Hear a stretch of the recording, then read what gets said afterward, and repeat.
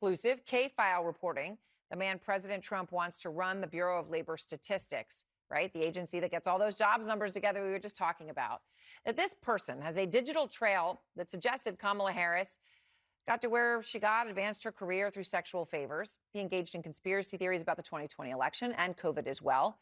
Tip of the iceberg, apparently. E.J. Antoni is his name, handpicked by Trump to lead the agency after Trump fired the longtime agency chief because he didn't like the jobs numbers.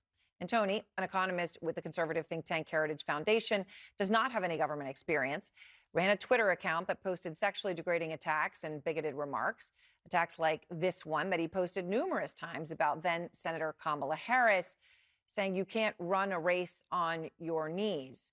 Now, we put up the statement there. We are choosing not to show the illustration that that post was replying to. It was frankly too graphic and degrading for us to show it. Our K-File team traced the post back to Antoni, and K-File's Andrew Kaczynski is out front now. So, Andrew, this is the person, the man that Trump wants to lead one of the most important agencies in the United States, one that produces jobs numbers and measures the economy. Well, what did you find out about him?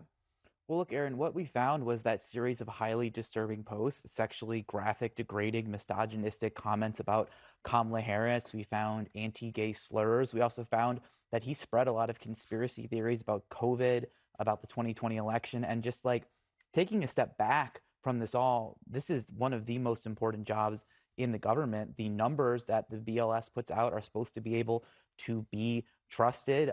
They're very vital to the U.S. economy. They're very vital to the global economy.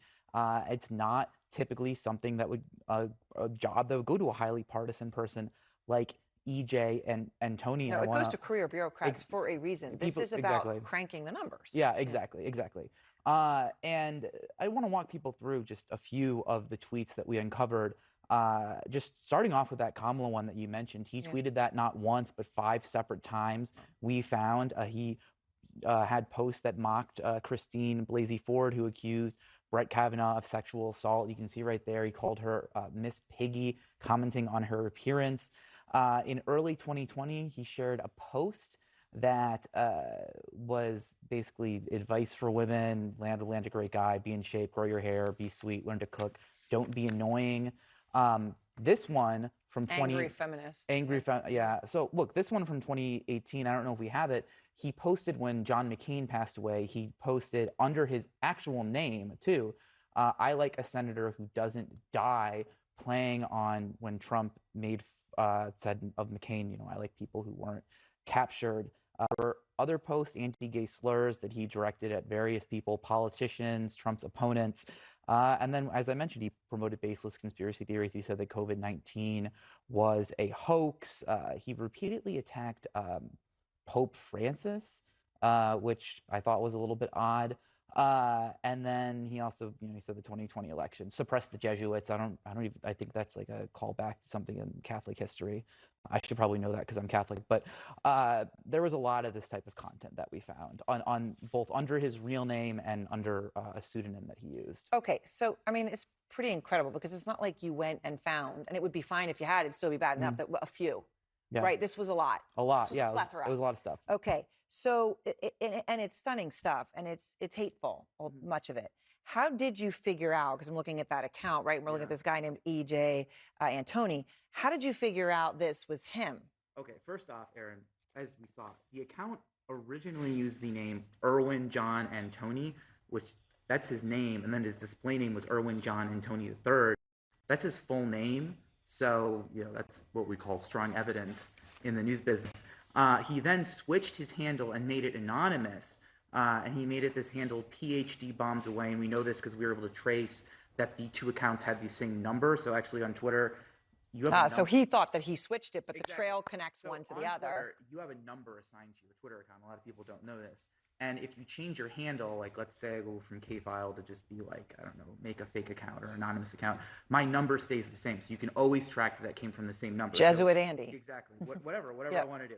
All right. So he switches it to PhD Bombs Away, and then he makes the name Dr. Curtis LeMay, which is this Cold War general who ran on the 1968 ticket with George Wallace for president. His nickname was Bombs Away LeMay, which I just learned actually. And that's where we found most of the inflammatory tweets. Then he keeps the name, changes it back to his real name, PhD bombs away, but makes it Erwin John Antoni again. And, besides the various using his real name, right, there were other clues that we found that showed the account was his. He was tagged by a conservative think tank in 2020 under that account. It posted that he was an Eagles fan. He's from Philadelphia. All of this really preponderance of evidence. It seems pretty obvious. Showed that it was him. He used the same phrases. He uses this phrase "reap the whirlwind" on both the anonymous account and this account. So we were able to very thoroughly, very thoroughly. And these things you talk about many times. Right, reap the whirlwind, and very, very hateful things. The image that he was responding to of Kamala Harris was absolutely disgusting. We can't even show it. I would think that it'd be a banned thing. It was beyond pornographic. It was disgusting. So what's the White House saying? What's Antoni saying about all this? I mean, is this something like, hey, you're tough, way to go? They're happy, or no? I did get some of those responses on Twitter when I posted the story. It was like a mixture of people, anonymous accounts with Twitter Blue accounts, who were like, he's great, and then people were totally disgusted. But the White House, first off, he didn't respond to our request for comment at all. The White House defended him. They didn't address any of the stuff that we brought up, but they did give us a statement that said President Trump has nominated Dr. DJ Antoni to fix the issues of the BLS and restore trust in the jobs reports. Dr. Antoni has experience and credentials needed to restore solutions-oriented leadership at BLS, solutions that will prioritize increasing survey response rates and monitoring data collection methods to improve the BLS accuracy. So that's what they told us. All right. Standing by their man. Thank you very much, Andrew Kaczynski, K-File. Really, really incredible stuff. And of course, please go read the full report. And should you want to see some of those absolutely disgusting, degrading things that we're not going to shove in front of your face, unless you choose to see them, you can do that. Out front next, RFK Jr.'s health agency expected to link Thailand